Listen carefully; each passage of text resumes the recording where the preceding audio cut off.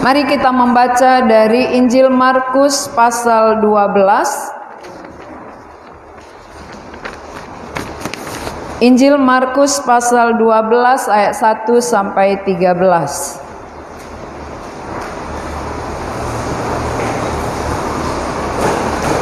Kita akan baca dalam bentuk responsoria. Saya baca ayat ganjil, kita semua baca ayat genap. Markus pasal 12 ayat 1 sampai ayat 12 ya. Salah ketik. 1 sampai 12. Lalu Yesus mulai berbicara kepada mereka dalam perumpamaan, adalah seorang membuka kebun anggur dan menanam pagar sekelilingnya. Ia menggali lubang tempat memeras anggur dan mendirikan menara jaga. Kemudian ia menyewakan kebun itu kepada penggarap-penggarap, lalu berangkat ke negeri lain.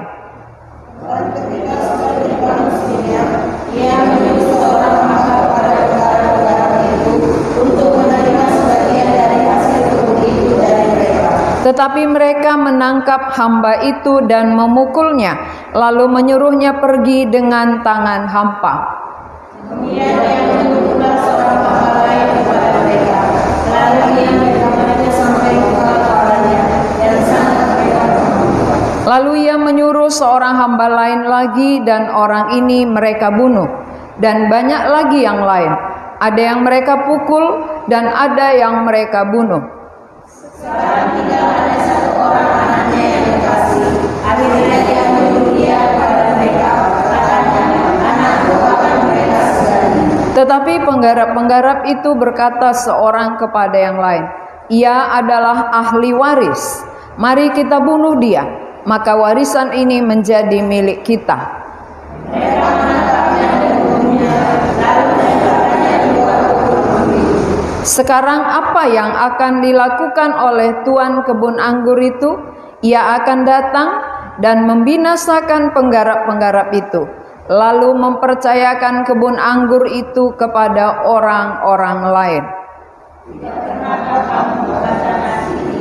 Batu yang dibawa oleh tukang-tukang bangunan telah menjadi batu penjuru. Hal itu terjadi dari pihak Tuhan, suatu perbuatan ajaib di mata kita. Lalu mereka berusaha untuk menangkap Yesus, karena mereka tahu bahwa mereka yang dimaksudkannya dengan perumpamaan itu. Tetapi mereka takut kepada orang banyak, dan mereka pergi dan membiarkan dia. Tema khotbah kita hari ini, kasih dan penolakan. Saudara, dari mana kita tahu bahwa Allah adalah kasih?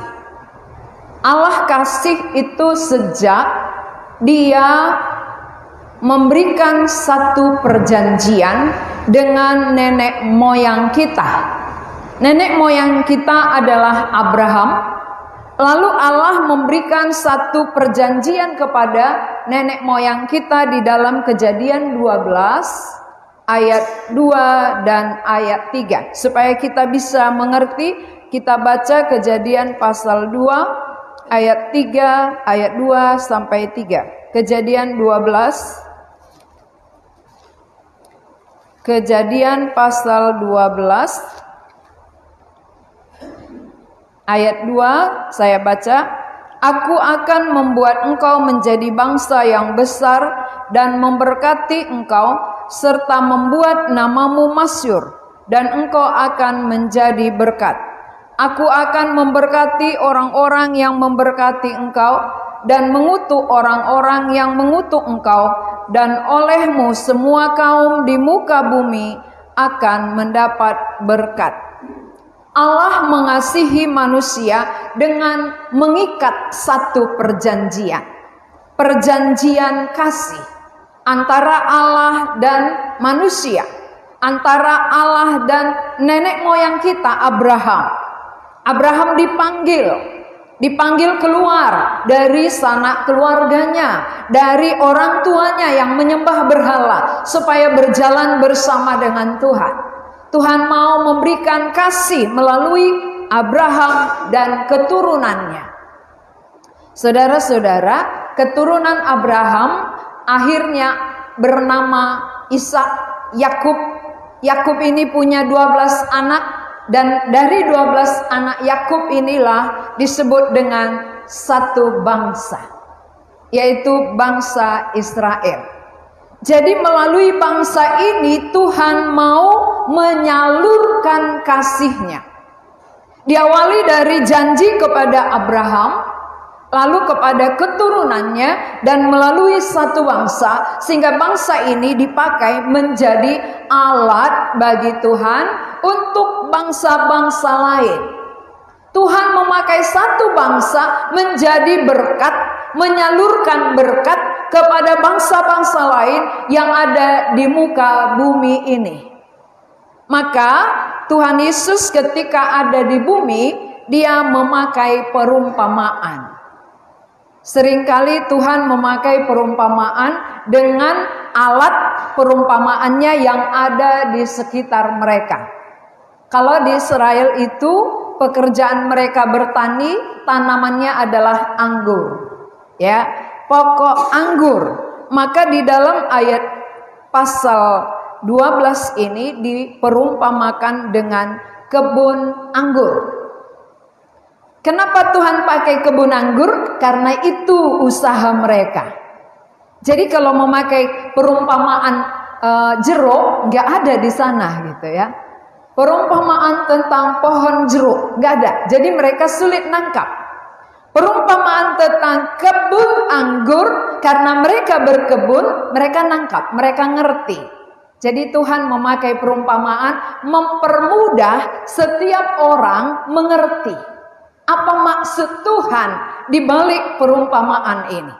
Di sini diumpamakan ada pemilik kebun, ya, dari ayat 1. Lalu Yesus berbicara kepada mereka dalam perumpamaan, adalah seorang membuka kebun anggur dan menanam pagar sekelilingnya. Ia menggali lubang tempat memeras anggur dan mendirikan menara jaga. Kemudian ia menyewakan kebun ini kepada penggarap-penggarap, lalu berangkat ke negeri lain. Ya, kita melihat gambar kebun anggur, ya. Ini kebun anggur disertai dengan pagar. Ini dipagar. Kenapa dipagar sekelilingnya? Supaya anggurnya tidak dicuri, tidak diambil orang lain, maka dibuat pagar sekelilingnya.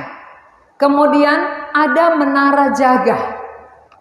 Jadi penjaga akan melihat jikalau ada orang yang mau mencuri, ada orang yang mau masuk ke kebun anggur ini. Dari menara inilah dia akan melihat, memantau. Sama seperti pada zaman peperangan. Waktu perang ada menara jaga. Dari atas itu penjaga akan melihat musuh datang.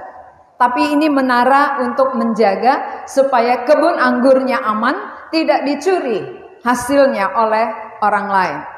Jadi kebun anggur yang di Israel itu sangat cantik sekali, ya.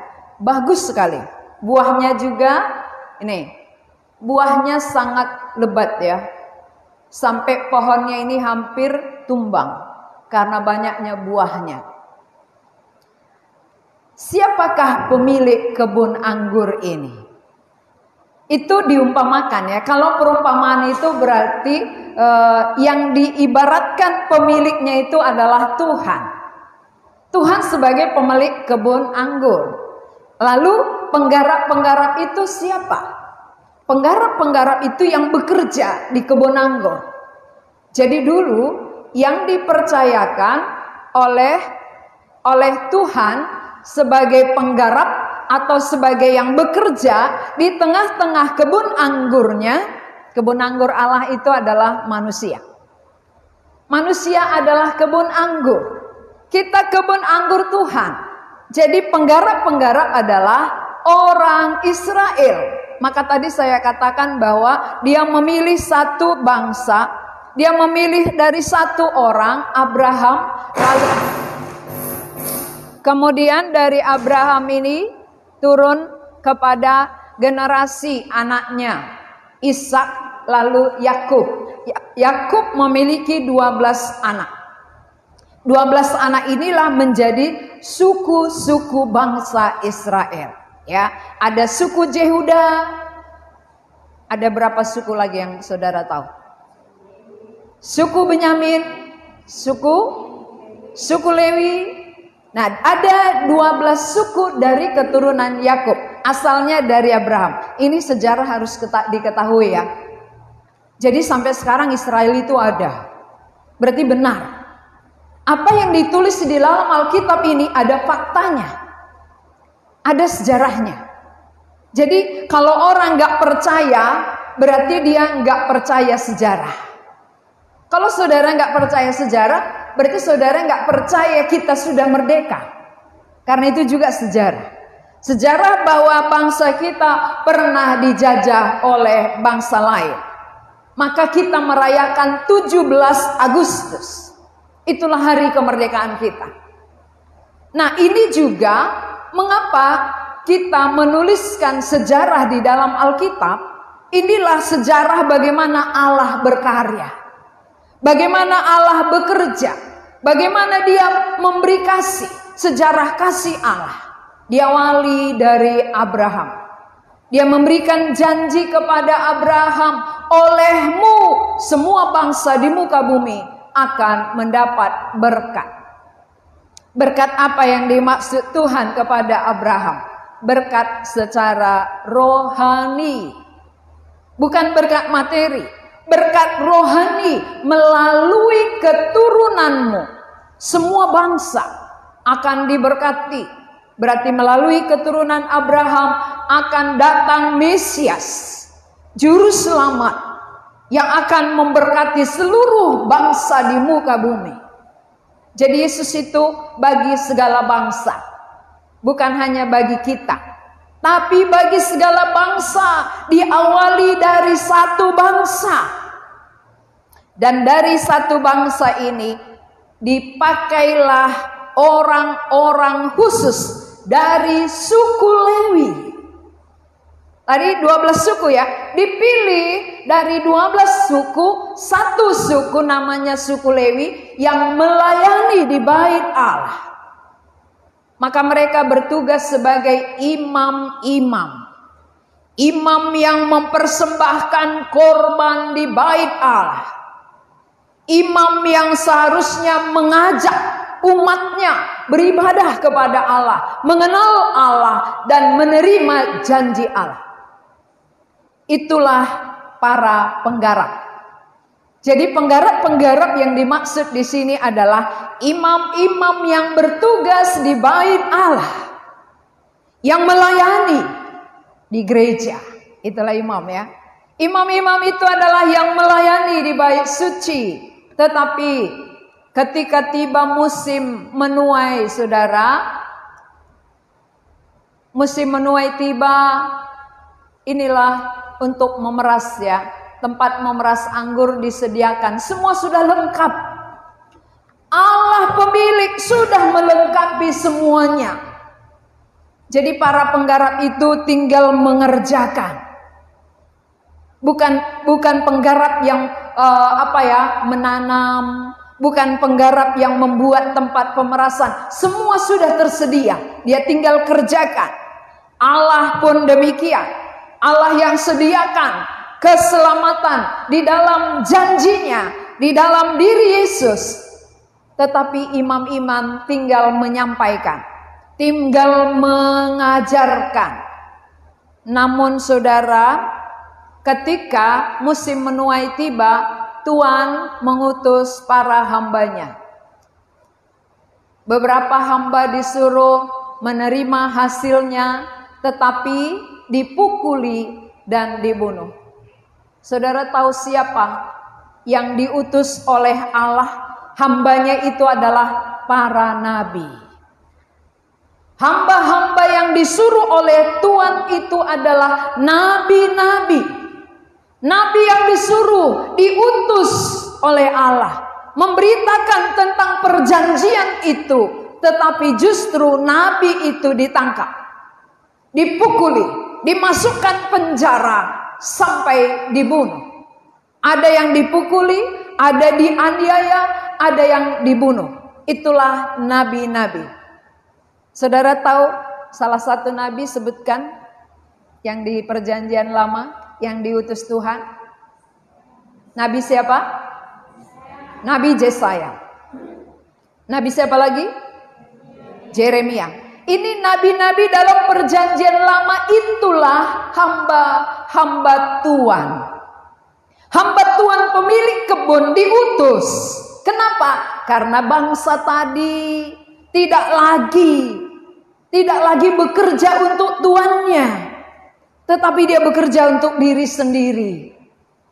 Para imam-imam yang melayani di bait Allah bukan lagi bekerja untuk Tuhan, tetapi bekerja untuk diri sendiri.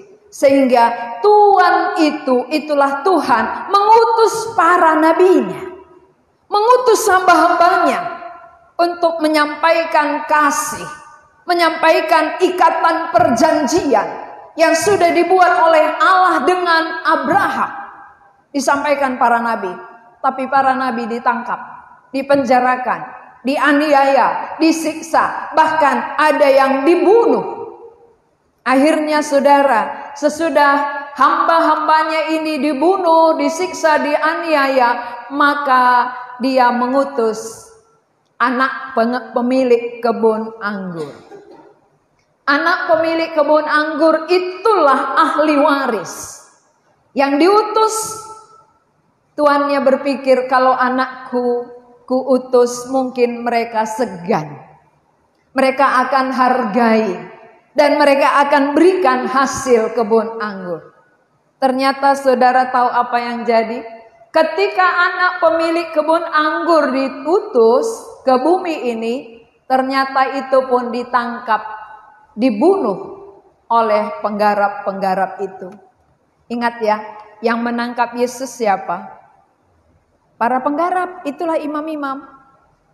Imam-imam kepala, ahli-ahli Taurat, itulah yang menangkap Yesus, menyerahkan Yesus untuk disalibkan dan untuk dibunuh. Berarti anaknya sendiri yang diutus dari sorga ke bumi ini kepada imam-imam ditangkap, dianiaya sampai dibunuh, mati di kayu salib. Berarti semua yang disuruh oleh Tuhan pemilik kebun anggur itu semua ditangkap, semua dibunuh. Kenapa? Karena dalam hati penggarap-penggarap itu, ini kan ahli warisnya. Kalau kita bunuh dia, tentu kebun anggur ini menjadi milik kita. Kita habisi saja. Kalau Tuhan Yesus ditangkap dan dibunuh, tentu imam-imam yang berkuasa di bait Allah. Keuntungan-keuntungan imam yang dia pikirkan. Bukan keuntungan tuannya. Bukan keuntungan kerajaan Allah. Tetapi keuntungan pribadi. Keuntungan para penggarap. Itu yang dipikirkan. Bukan lagi keuntungan sang pemilik. Pemilik kebun anggur adalah Allah. Tetapi imam tidak pernah memikirkan keuntungan Allah. Namun sudah bergeser memikirkan keuntungan diri sendiri. Saudara-saudara, kita semua adalah kebun anggurnya Tuhan. Kalau kita kebun anggurnya Tuhan, adakah kita memberi keuntungan bagi pemilik? Kebun anggur itu biasanya menghasilkan anggur. Anggur itu berarti menguntungkan sang pemilik kebun anggur. Apakah kehidupan saudara sudah menguntungkan pemilik saudara? Sebagai kebun anggurnya. Kalau kita sudah pernah belajar bahwa pohon yang tidak berbuah, pohon yang mandul akan ditebang, akan dihukum. Orang yang tidak berbuah akan dihukum. Orang yang tidak menghasilkan buah yang memberi keuntungan kepada sang pemilik kehidupan, kita pun akan dihukum. Ini para penggarap dihukum, saudara. Ketika anaknya sendiri diutus, ditangkap, lalu dibunuh, maka pemilik kebun akan datang. Kalau pemiliknya datang, apa yang akan dilakukannya terhadap penggarap-penggarap itu? Pasti penggarap itu dibunuh. Para penggarap kebun anggur yang tidak tahu diri, yang diberi keuntungan tetapi tidak memberi keuntungan kepada pemiliknya, ini akan dihukum oleh pemilik kebun anggur. Akan dibunuh. Para imam, orang Yahudi, orang Israel yang tidak memberi keuntungan kepada Allah akan dihukum. Walaupun dia melayani di bait suci, tapi karena kehidupannya, pelayanannya tidak memberi keuntungan kepada Allah, dia sendiri akan dihukum. Kalau dia sudah dihukum, saudara, dia akan tukar orangnya. Dia akan ganti penggarap-penggarapnya. Kamu tidak bisa memberi keuntungan bagiku, karena itu kamu kumusnahkan, kamu kubunuh. Aku akan ganti penggarap-penggarap kebun anggurku. Saudara-saudara mengerti maksudnya? Kita sebagai orang yang telah diselamatkan, kita sekarang dipercayakan sebagai penggarap. Tugas kita sekarang adalah penggarap kebun anggurnya Allah. Kita sekarang yang sebagai pekerjanya Allah. Tujuannya apa? Menghasilkan buah. Supaya kita sebagai penggarap memberi keuntungan bagi Allah. Karena Allah sang pemilik kebun anggur. Kita akan melihat bagaimana ini anaknya tadi yang datang. Ini pun ditangkap ya. Dia sudah siap-siap untuk menangkap dan membunuh. Kemudian kita tahu bahwa kebun anggur Allah ada manusia yang hidup di bumi ini. Bangsa manapun, seluruh dunia adalah kebun anggurnya Allah. Maka orang percaya nggak pernah nganggur. Kenapa? Kebun anggur Allah luas sekali. Jadi kalau orang percaya bilang aku pengangguran, itu bohong itu. Kenapa? Karena kebun anggur Tuhan begitu luasnya di seluruh dunia. Maka kita minggu lalu kan mendengar berbagai-bagai bahasa. Itulah antaranya, masih sedikit. Hanya beberapa. Seluruh dunia kebunnya Allah. Kebun anggur Allah siap dituai, siap dipanen. Saudaralah penuai-penuainya. Tujuan dituai apa? Supaya bisa menghasilkan buah yang dipersembahkan kepada Allah. Berarti aku diselamatkan supaya dipakai Tuhan memberi keuntungan bagi kerajaan Allah. Kita sekarang dipercayakan karena bangsa Israel menolak ya menjadi saluran berkat Tuhan. Imam-imam menolak menjadi saluran berkat Tuhan sehingga mereka disingkirkan. Mereka digantikan dan sekarang penggantinya adalah saudara dan saya. Kita sekarang dipakai Tuhan menjadi penggarap kebun anggurnya Allah. Supaya melalui kehidupan kita memberikan keuntungan bagi kerajaan Allah. Keuntungan apa? Bukan keuntungan duit ya. Keuntungan kerajaan Allah itu jika kebun anggurnya itu sampai kepada keselamatan. Manusia itu adalah kebun anggurnya. Bagaimana manusia berdosa ini diperdamaikan dengan Allah melalui kematian Yesus Kristus. Karena itu janjinya. Janji sudah diberikan. Berkat melalui Abraham sudah diberikan. Bangsa yang besar mau dipakai, tapi mereka tolak. Maka Tuhan gantikan. Sekarang kita yang percaya, yang sudah menerima perjanjian Allah, kita menjadi penggarap-penggarap di kebun anggur Allah. Bangsa Israel menolak nabi-nabi dan Tuhan Yesus pun dibunuhnya. Ya, Tuhan Yesus dibunuh, kemudian nabi-nabi juga ditolak. Pemilik datang. Pemiliknya datang, itulah Allah untuk menghakimi bangsa Israel yang menolak Yesus. Jadi Allah itu pasti datang. Allah itu adalah hakim yang akan menghakimi seluruh manusia. Dia akan menghukum setiap orang yang menolak. Jadi diawali dari perjanjian lama Diawali dari berkat Abraham kepada datangnya Sang Juru Selamat. Perjanjian dengan Abraham digenapi ketika Yesus datang di bumi. Maka waktu perjanjian lama mereka tidak mau dipakai, dalam perjanjian baru diganti menjadi rasul-rasul. Rasul-rasul yang dipakai Tuhan. Sesudah rasul mati, orang percaya yang dipakai Tuhan. Kalau saudara sudah mati, siapa yang dipakai? Sudahkah ada pengganti saudara? Itu yang perlu. Kalau saya mati, siapa yang meneruskan? Karena dulu bangsa Israel menolak, Tuhan ganti rasul-rasul, dia beritakan Injil. Lalu rasul sudah mati, banyak orang percaya memberitakan Injil. Lalu orang percaya mati, siapa lagi? Melalui kita harus banyak hasil yang dipersembahkan kepada Allah sebagai pemilik kebun anggur. Dia mau kita menuai jiwa-jiwa. Itulah hasil kebun anggur. Jiwa manusia itu yang berharga, yang perlu dipersembahkan kepada Allah, Sang Pemilik. Jiwa kita bukan kita pemiliknya.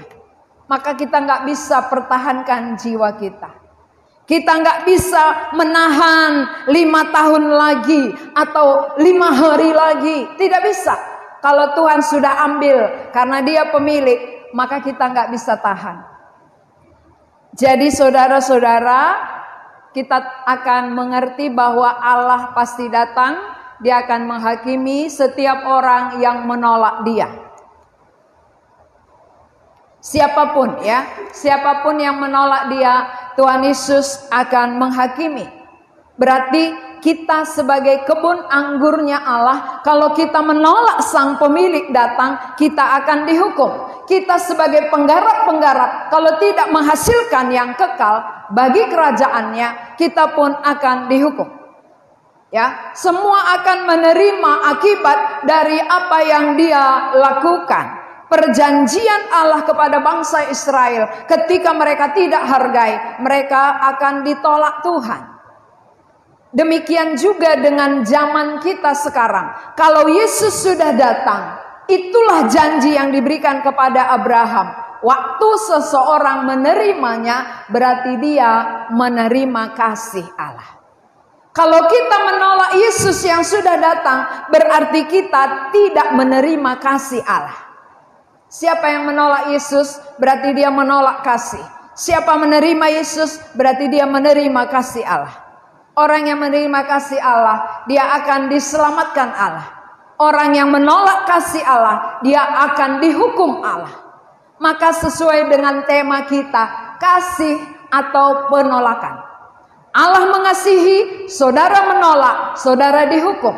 Allah mengasihi, kita terima, kita akan diselamatkan.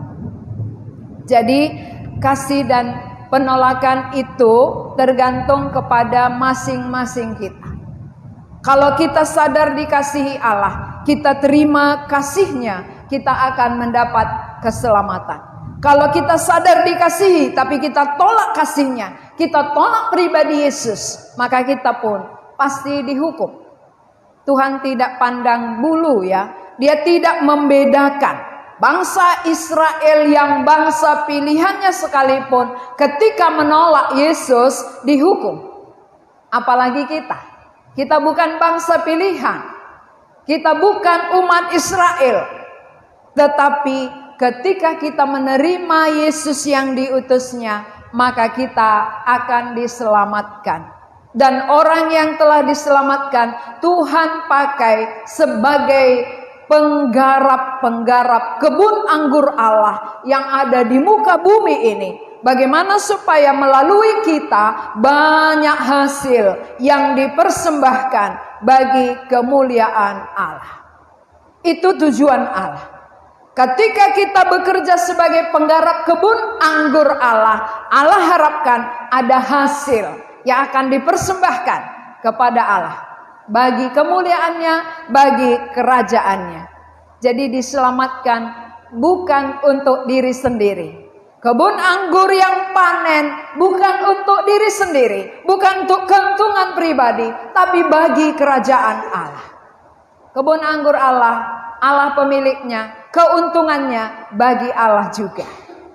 Mari kita kerjakan bagian kita sebagai penggarap-penggarap kebun anggur yang menghasilkan buah yang akan dipersembahkan kepada Allah untuk kerajaannya, kemuliaannya.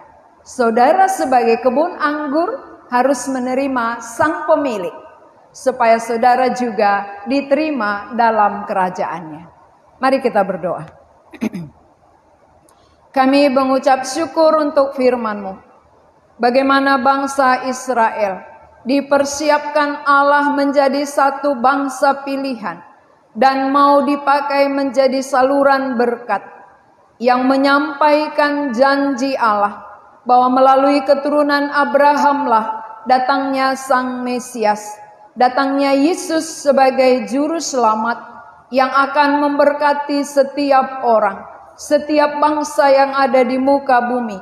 Tetapi karena bangsa Israel menolak dan para imam juga mencari keuntungan diri sendiri, sehingga Tuhan sebagai pemilik kebun anggur akan menghukum mereka dan akan menggantikan pekerja-pekerja yang bekerja di dalam kebun anggur Tuhan.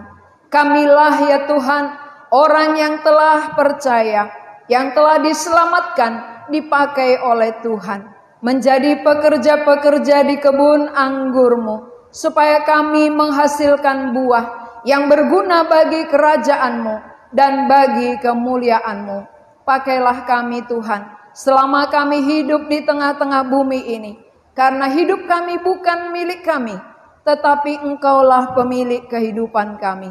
Dan bagi setiap orang yang belum menyambut Engkau sebagai pemilik mereka, biarlah hati mereka terbuka dan mau menerima Engkau, Sang Juru Selamat, sebagai pemilik hidup mereka yang akan menyelamatkan jiwa mereka. Terima kasih Tuhan, kami memuji Engkau, Allah yang sudah berfirman bagi kami. Dalam nama Tuhan Yesus kami berdoa. Amin.